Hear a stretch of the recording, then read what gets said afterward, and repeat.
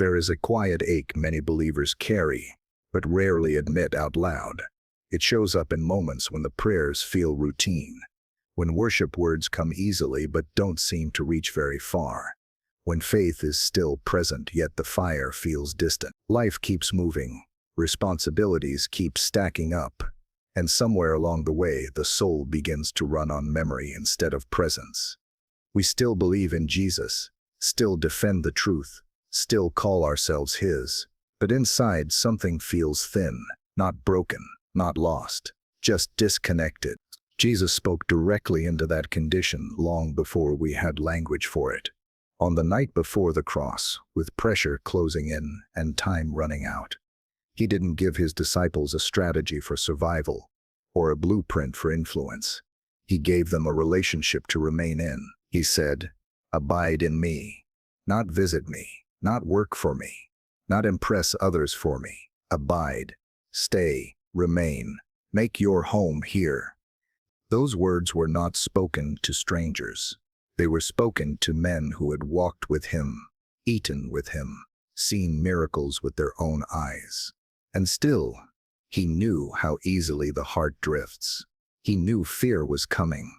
He knew distraction would scatter them. He knew activity could replace intimacy. So He pulled them back to the center and revealed a truth that still unsettles us today. Life does not flow from effort, discipline, or even good intentions. Life flows from connection. We live in a world that celebrates independence and rewards self-sufficiency. Even in the church, we are often taught how to do more for God before we are taught how to stay with Him. But Jesus does not measure fruit the way we do. He does not ask how busy we are, how visible we are, or how strong we appear. He looks at whether we are still attached. This message is not about trying harder. It is not about becoming more religious or adding weight to your spiritual schedule. It is about returning to the source you were never meant to leave. Because when Jesus says, "Apart from me, you can do nothing," He is not threatening you. He is inviting you back into life. And if your heart has been tired, dry, or quietly longing for something deeper, these words were spoken for you too. Number 1. The setting of John 15. Words spoken in the shadow of the cross. John 15 is not a teaching delivered in comfort. It is not a sermon preached to crowds eager for miracles. These words were spoken in the narrow space between the Last Supper and the Garden of Gethsemane. Judas had already left into the night. Betrayal was in motion. Fear was about to grip every disciple in that room. Jesus knew the hours ahead would strip everything familiar away. He knew their confidence would collapse. He knew their loyalty would be tested beyond what they believed they could endure. And in that moment, Jesus chose to talk about abiding. That alone should stop us. When time was short, when the cross was certain, when He could have focused on warning, correction, or instruction, Jesus spoke about remaining connected to Him. This tells us something profound. Abiding is not an advanced concept for mature believers. It is not optional. It is essential for survival when faith is under pressure. Jesus was preparing His disciples for a season where His physical presence would be gone. They would no longer hear His voice beside them or see His face in front of them. Everything they relied on externally was about to disappear. So He anchored them internally. He shifted their understanding from walking with Him to living from Him. These words were meant to steady trembling hearts. Jesus was telling them that even when circumstances explode, even when failure happens, even when fear overtakes courage, there is a place they can remain that will not collapse. Abiding was His answer to confusion. Connection was His answer to chaos. John 15 is not poetic language meant to inspire only. It is survival truth. Jesus was saying, when everything else is shaken, this is what holds. And if we read these words without remembering where they were spoken, we miss their weight. This was love speaking urgently. This was a shepherd preparing his sheep for the darkest valley. Abide in me, because storms are coming, and only what is connected will remain alive. Number 2, I am the true vine. Jesus as the only source of real life. When Jesus said, I am the true vine. He was drawing a clear line in the sand. He did not say he was one source among many. He did not say he was a helpful supplement to an already full life. He declared himself as the origin, the source, the supply of all real spiritual life. Everything else that promises life but exists apart from him is, by definition, a false vine. The disciples would have understood the weight of this statement immediately. In Scripture, Israel was often described as a vine planted by God, yet one that repeatedly failed to bear fruit. By calling himself the true vine, Jesus was saying that life, faithfulness, and fruitfulness were no longer found in systems, heritage, or religious identity. They were found in him alone. This confronts us more deeply than we realize, because most believers do not consciously reject Jesus as their source. Instead, we quietly attach ourselves to other vines. Alongside him, we draw worth from productivity, security from control, identity from ministry, relationships, influence, or success. None of these things are evil, but none of them can give life. They can only drain it. A branch does not negotiate with the vine. It does not alternate sources. It does not survive by effort or intention. Its only role is to stay connected. The moment it tries to live independently, it begins to die, even if it still looks green for a while. Jesus calls himself the true vine, because everything else eventually fails under pressure. Careers end. People disappoint. Strength fades. Emotions fluctuate. Even spiritual activity can become hollow if it replaces intimacy. But the life that flows from Christ is not seasonal. It does not depend on circumstances. It does not dry up in hardship. To abide in Jesus is to admit something humbling and freeing. At the same time, you were never meant to generate life on your own. You were designed to receive it. And the moment you stop drawing from him, you do not become neutral. You become empty. Jesus is not guarding his role as the vine out of jealousy. He is protecting you from attaching your soul to something that cannot sustain you. Number 3, the branch and the vine. Why separation always leads to spiritual death. Jesus does not soften his language when he explains the relationship between the branch and the vine. He says it plainly: the branch has no life in itself. That statement confronts the illusion we quietly carry, that we can stay spiritually healthy through effort, discipline, or knowledge alone. A branch does not store life for later use. It does not generate energy when the vine feels distant. The moment the connection is broken, the decline begins. What makes this so uncomfortable is that separation does not always look dramatic at first. A branch does not instantly turn brown. The second it is cut off, for a while, it still looks alive. The leaves may still be green. The shape remains intact. From a distance, nothing seems wrong. This is why spiritual disconnection is so dangerous. You can still function. You can still serve. You can still speak the language of faith, while slowly drying on the inside. Jesus is exposing a reality many believers experience, but struggle to name. We confuse movement with life. We confuse activity with connection. We confuse familiarity with intimacy. But the branch was never designed to be impressive. It was designed to remain. Fruit is not the branch's job. Staying attached is. This is why striving cannot replace abiding. You can push yourself to pray more, read more, serve more, and still feel empty if those things are not flowing from union with Christ. Effort without connection produces exhaustion, not fruit. Over time, that exhaustion hardens into discouragement, and discouragement into quiet withdrawal. When Jesus says, "Apart from me, you can do nothing," he is not dismissing human ability. He is revealing spiritual reality. Nothing of eternal value is produced outside of him. You may accomplish much in the eyes of people, but heaven measures life differently. The branch that bears fruit does not boast. It simply stays where life flows. If you feel tired, strained, or spiritually dry, the answer is not more pressure. The answer is reconnection, not guilt-driven repentance, not religious performance, just returning to where life has always been. Because separation does not just limit growth, it guarantees decay. And abiding is not a task, it is a place. Number 4. The Father as the gardener. Pruning, pain, and divine love. Jesus then shifts our attention from the vine and the branch to the hands that tend them. He introduces the Father as the gardener. This changes how we understand hardship. A gardener is not destructive. A gardener is intentional. He cuts with purpose, not anger. He removes not to harm but to increase what matters most. Pruning is one of the most misunderstood actions of God. When things are removed from our lives, our first instinct is to assume loss, punishment, or rejection. But Jesus makes it clear, the branches that bear fruit are the ones that get pruned. In other words, pruning is not a sign of failure. It is often a sign of growth. God removes what competes with life. Sometimes it is sin. Sometimes it is distraction. Sometimes it is something good that has quietly taken the place of something essential.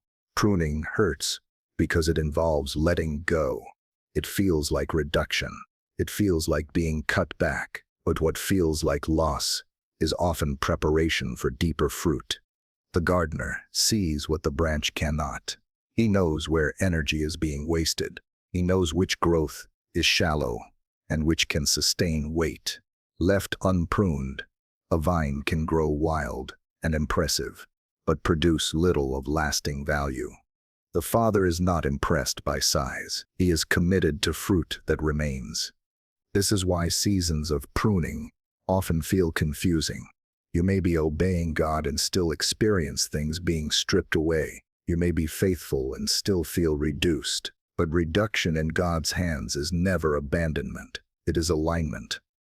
The greatest danger is not being pruned. The greatest danger is resisting the gardener, because pruning only works when the branch stays connected. Pain without intimacy leads to bitterness. Pain with trust leads to growth. If God has been removing things from your life, this is not a message of fear. It is a message of reassurance. The gardener only touches what belongs to him, and every cut he makes is guided by love, wisdom, and a vision of fruit you cannot yet see. Number 5, abiding is a daily choice, not a one-time spiritual moment. Abiding is not an event you look back on. It is not a spiritual breakthrough you experienced once and then moved past. Jesus speaks of abiding as something continuous, something living, something that must be maintained. A branch does not connect once and then walk away. It remains because remaining is where life flows. Many believers struggle here because we want abiding to feel dramatic. We want a moment that settles everything, a feeling that confirms we are close to God. But Jesus never ties abiding to emotion. He ties it to faithfulness. Abiding often looks quiet. It looks like staying when nothing feels remarkable. It looks like choosing prayer when it feels dry, choosing obedience when it feels costly, choosing trust when answers do not come. This is where many people drift without realizing it, not through rebellion, but through neglect. Life gets busy, pressure builds, disappointments accumulate, and slowly, time with Jesus becomes something we fit in instead of something we live from. The branch does not snap off all at once. It loosens. Abiding is not about maintaining spiritual intensity. It is about maintaining direction, turning your heart toward Christ again and again, letting His words shape your thinking, letting His presence recalibrate your desires. Obedience is not the price of abiding. It is the expression of it. When Jesus says, "If you abide in me and my words abide in you," He is describing a shared life, not a transaction. There will be seasons when abiding feels rich and alive, and seasons when it feels dull and heavy. Both require the same response. Remain. Do not measure connection by sensation. Measure it by surrender. The branch does not decide whether the sap is flowing strongly today. It simply stays. Faith matures when we learn to remain without needing constant reassurance. When staying becomes our instinct, not our effort. Abiding is not clinging in desperation. It is resting in belonging. And every day you choose to stay, even imperfectly, life continues to flow. Number 6. Fruit that remains. The evidence of a life truly abiding in Christ. Jesus makes a promise that is both simple and demanding. Those who abide in him will bear fruit, not may bear fruit, will bear fruit. Fruit is not optional in the Christian life, but it is also not self-produced. Fruit is the natural outcome of connection, not the result of pressure. This is where many misunderstand the goal. We chase visible success and call it fruit. We chase recognition, influence, and numbers, assuming that more activity means more fruitfulness. But Jesus speaks of fruit that remains, fruit that lasts beyond seasons, beyond applause, beyond circumstances. The primary fruit of abiding is not output, it is transformation. Love that deepens, peace that holds under pressure, patience that grows in difficulty, faith that remains steady when answers delay. These things cannot be manufactured. They grow slowly, quietly, internally, and they last. Real fruit always begins on the inside before it is ever seen on the outside. When love becomes your reflex instead of your effort, when obedience flows from trust instead of fear, when endurance replaces anxiety, these are the fruits heaven celebrates. This does not mean outward impact does not matter. It means it must flow from the right source. Ministry that comes from abiding carries life. Service that comes from striving carries exhaustion. Jesus is not looking for impressive branches. He is looking for living ones. Fruit does not make the branch valuable. The branch is valuable because it is connected to the vine. Fruit is simply the evidence of that connection. And the more we focus on staying close to Christ, the less we need to worry about results. Life produces fruit naturally when it is rooted in the right place. If you feel pressure to prove your faith, this is an invitation to rest, stay connected, and let God decide what fruit looks like in your season, because the fruit that remains is never rushed, never forced, and never empty. Number 7. Apart from me, you can do nothing. The warning we often ignore. These words from Jesus are among the most confronting statements he ever made, not because they are harsh, but because they dismantle our confidence. Apart from me, you can do nothing. He does not say we can do less. He does not say we can do something smaller. He says nothing. That word strikes at the core of human pride, even religious pride. We live in a culture that rewards independence. We are taught to be strong, capable, self-sustaining. Over time, that mindset quietly seeps into our faith. We learn how to function as Christians without constant dependence on Christ. We know the routines. We know the language. We know how to appear faithful. And yet Jesus draws a clear line. Activity without him produces nothing of eternal value. This is especially dangerous because it is possible to succeed in the eyes of people while remaining disconnected in the eyes of heaven. You can build platforms, lead ministries, teach truth, and still drift from intimacy. Jesus is not impressed by motion. He is attentive to source. When he says nothing, he is speaking about what lasts, what reaches eternity, what carries life beyond this moment. Effort can produce results, but only connection produces life. The branch does not decide what matters. The vine does. These words are not meant to shame us. They are meant to rescue us. Jesus is calling us back to a posture of dependence, not desperation. Dependence is not weakness. It is alignment. It is the recognition that life was never meant to be generated from within us, but received through him. The most dangerous place is not failure. It is self-sufficiency, because failure often drives us back to Christ, while success can quietly replace him. Jesus is not threatening to withhold life. He is reminding us where life actually comes from. Conclusion: John 15 is not a command to try harder. It is an invitation to stay closer. Jesus does not call us to perform for him, but to remain with him. Abiding is not pressure. It is permission. permission to stop striving for what can only be received, permission to rest in a relationship that sustains life rather than drains it.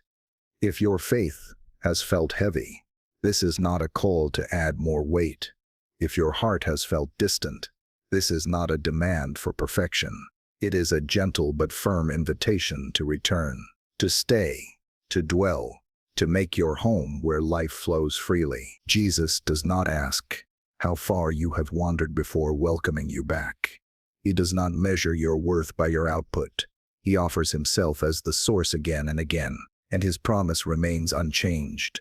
Those who abide in him will bear fruit, not because they are strong, but because they are connected. So remain. Stay when it feels quiet. Stay when it feels costly. Stay when it feels costly. Stay when answers are slow. Because the vine is faithful, the gardener is wise, and life still flows where connection remains.